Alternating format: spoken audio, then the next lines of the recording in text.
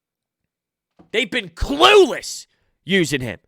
I wonder how Alshon's role is going to grow. Is what he got last week what he is as a wide receiver? I doubt it. I think you're going to see it creep more. And the fact that he was actually taking minutes over Fulgham early on blows my mind. Eventually, Fulgham had way more snaps anyway, and he was the guy that played as your wide receiver. He did. He was the wide receiver last week at the end of the day when you look at the snap counts, when you look at that type of deal. But early on, you saw Alshon out there and Travis Fulgham not, which is ridiculous. That should never happen ever. Once in a blue moon, yes. Fulgham doesn't need to play 100% of the snaps, but to start the game off that way, what are you trying to do? What is your message? The message from Doug Pederson from the start has been killing me. Now you're hearing this Jordan Howard stuff, right? And look, I'm not anti-Jordan Howard. I think that he has a role. I think Miles Sanders is someone you can't rely on right now, so why not take a chance on a guy who has had success with Dougie P, and he gives you that change of pace back where he's more of that heavy hitter. He's more of that, hey, let's go get a third down, let's lower the shoulder, or on third down, let's get a first down, let's lower the shoulder and plow through individuals. Don't you have that, though, in Elijah Holyfield on the practice squad? We had Jeff Mosher on Football at 4 on 97.3 ESPN on Friday's show, and I was thinking the same thing when it was brought up. When Jordan Howard was brought here, if you were looking for that type of back, you have that. And why is it taking Jordan Howard coming here for you to want to implement that into the scheme, into the offense? You already have that in Holyfield, and you're just choosing to not utilize his skill set. Why is it taking Jordan Howard, who's struggling in Miami to even get a lot of yards behind some of their backs? Why is it taking that for you to recognize, hold on, maybe there's something to this guy that we can benefit from? That is the type of stuff that I can't get over. That is what is annoying me the most with Doug Pederson and some of these front office members. Brain dead at times. Majority of the times, which is scary. By the way, this episode is sponsored by Orbit Energy and Power, and with over 20 years of experience in the industry, they are home to your solar experts in residential and commercial projects. They are dedicated to making sure your project is completed easily and properly by using high-quality materials and trained professionals to get the job done right. Their solar program helps eliminate your electric bill completely by offering flexible financing solutions such as $0 down. They also provide water purification systems, backup energy services, battery storage, and more. So check out their information. It is all down below. I am just checking to see if I left anything on the bones, any meat on the bones when it comes to the notes. You know, sometimes I end the podcast and I'm cleaning up my stuff and I'm looking at some of the notes like, damn it, I had such a good point to make or 2 or 3 points to make, but I forgot to read all my notes and it went right over my head. I just go a couple bullet points to be fair. It's not like I write anything wild down, but sometimes I skip over things that I definitely do want to touch on, but it looks like for the most part, I think I nailed the game plan. Can the Eagles nail the game plan? Ooh, how about that? That was smooth. That was solid. It was like I've done that before. It's like I planned that one out and I did it right off the top. Bang. Maybe that's a good sign. Maybe that's a sign that the Eagles are going to do this. I'm torn. Half of me says, Brodes, you are an idiot to think that this team is any different. Oh, well, look, they're getting injured. Excuse me. No, they're not getting injured. They're getting their injured players back. Oh, look, they're getting their injured players back. Oh, look. They have another week of Rager in the mix. Oh, look, it's December-ish. This is when Doug thrives. Half of me says, Brodes, do not get sucked into that garbage. This team is garbage. And the other half says, get sucked in. Somehow, some way, as Sal Powell stated, there will be an Eagles victory. This is what they do. They drain you emotionally. They drain you physically. They drain you mentally. They drain you any possible way to drain a human being. They do it. And then just when you think you're out, they win. And this Cleveland Browns team, while they have a nice record, and they are better than the Philadelphia Eagles, they're not unbeatable. there is a path to victory. Defensively, it's stopping the run, forcing Baker Mayfield to beat you with his arm. But if you are Cleveland, it's as simple as this. Win the run game battle, and you're good to go. Trenches win the battle, which is going to be tough because this defensive line, well, in theory, they are lethal, but they haven't been that to this point. So if they wake up, if they show up, if they feel like being the best version of themselves, then yes, they can win the trench battle. But if you're Cleveland, it's let Nick Chubb do his thing. Let Kareem Hunt do his thing. If you win right there, game over. Game over. Hit those linebackers and see you later. It's that simple for them. But for the Eagles, defensively, your path to victory is stop the run, force them to beat you by throwing Baker Mayfield a bunch. Offensively, I think you can use Miles Sanders. I think you can look at the offensive line, and even though injuries have been discussed by me and say don't get sucked into people coming back, this is the best version of their offensive line. If that's good enough, okay, it's very possible it's not good enough, though. Isaac is coming back from a pretty brutal injury, and Lane Johnson still is hanging on by a thread with whatever's happening with his ankle, with his knee. Every single week it seems to be a hot discussion. So you can work with that run game with that offensive line, maybe. And it's not like their secondary is crazy. Remember Sandeo? Yeah. All right, there you go. They don't have all these versatile, crazy, unbeatable secondary pieces. I like Denzel Ward. I do. You can target opposite of Denzel Ward. There's going to be holes in that area. You just need Carson Wentz to throw the football accurately and hit his wide receivers, which seems to be an issue. So my thoughts when it comes to the score.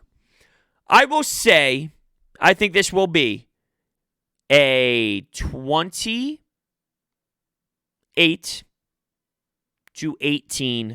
game. Cleveland gets the win. Hate to admit it, but that's how I feel. Thank you all so much for listening, and I will see you next time.